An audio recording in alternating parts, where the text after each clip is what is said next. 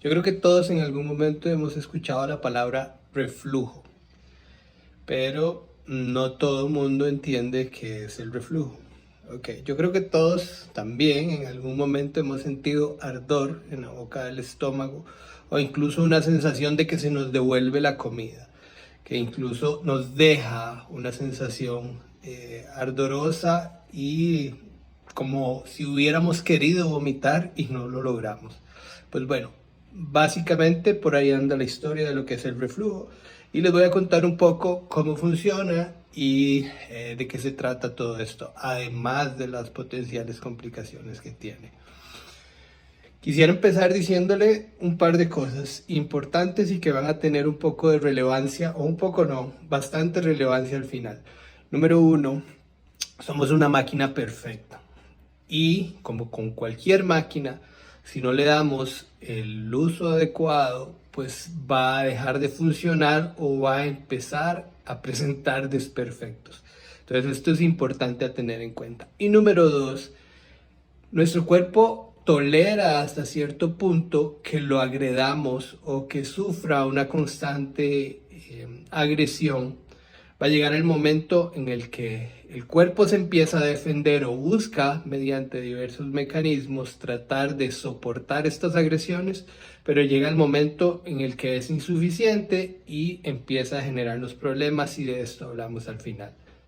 En el reflujo van a intervenir dos órganos: el esófago, que es el que se encarga de transportar el alimento de la boca al estómago, y el estómago. Aquí hay un punto medio o un punto de transición entre el esófago y el estómago que se llama esfínter esofágico inferior. Este esfínter o esta válvula lo que hace es evitar que el alimento se devuelva, que el ácido del estómago se devuelva y que permita relajarse cuando la comida viene de la boca hacia el estómago, que se relaje para permitir la entrada del alimento al estómago, pero que también funcione de válvula y que cierre para evitar esa devolución del ácido y del alimento. Pero ¿qué pasa con el reflujo? Esta válvula se relaja por X o Y razón que ya les voy a contar, pero al relajarse, en situaciones normales donde no debería devolverse el ácido del alimento, se devuelve. Y dentro de esto hay múltiples causas. A veces, si comemos de forma excesiva, esta válvula pierde su continencia o su presión y permite que pase cierto reflujo. Todos en algún momento, cuando hemos comido demasiado y nos acostamos o incluso hacemos algún movimiento que aumente la presión en el estómago, sentimos que se nos va a devolver todo. Y esto es por una incompetencia de este esfínter, que no debería suceder. Hay ciertos alimentos que predisponen a este reflujo.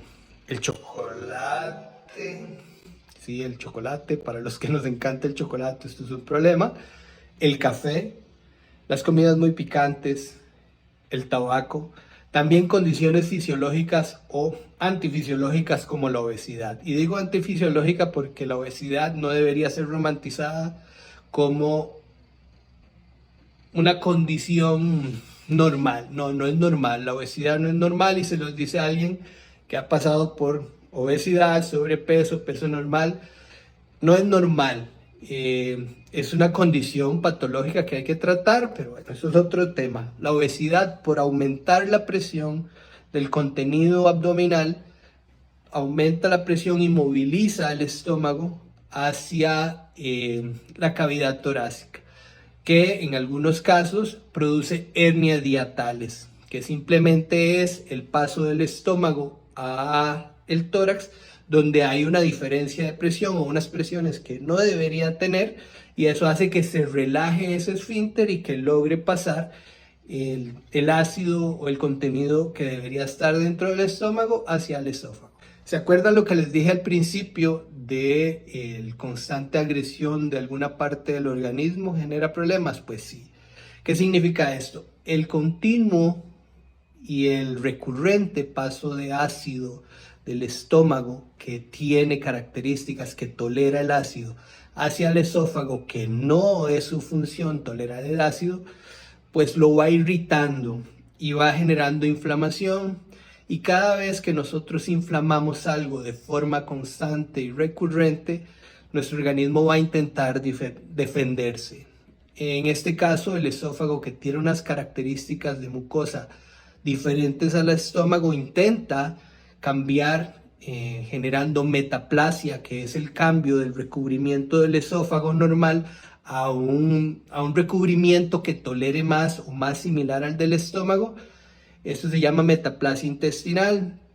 Este cambio o este intento del esófago de defenderse es temporal. Llega el momento en el que esta constante irritación y el constante cambio de esta mucosa hacia una mucosa más tolerante tiene la predisposición, que ya científicamente se ha comprobado, a convertirse hacia un tejido neoplásico o canceroso.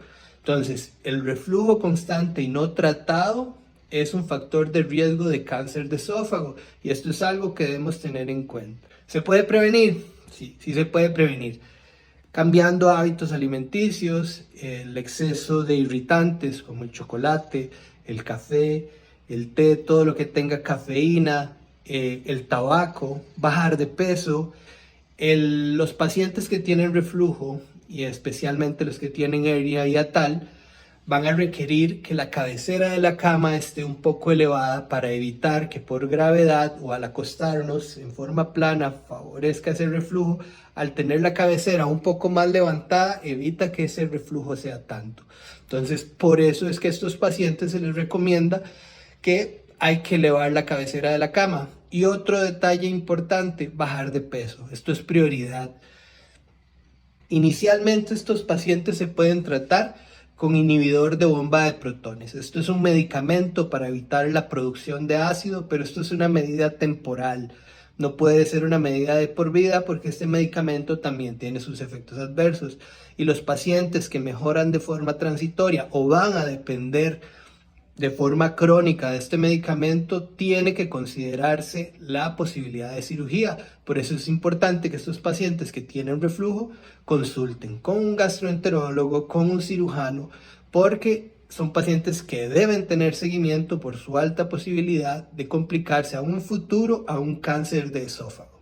Hay ciertos estudios que hay que realizar, dentro de estos una gastroscopía, pero el gold estándar o el estudio ideal para identificar si hay un reflujo y si este reflujo es patológico se llama pHimetría de 24 horas. ¿Qué es esto? Bueno, es básicamente un estudio que se encarga de medir la cantidad de reflujo y el pH que tiene, o la acidez de este reflujo, y de aquí se hace el diagnóstico. No todo lado se hace, no, desgraciadamente no, pero es el estudio ideal. La mejor cura de esto es la prevención. Entonces, lo ideal es tener una adecuada dieta, mantener un peso saludable y por supuesto un control médico regular. Así que espero que les haya ayudado. Pura vida.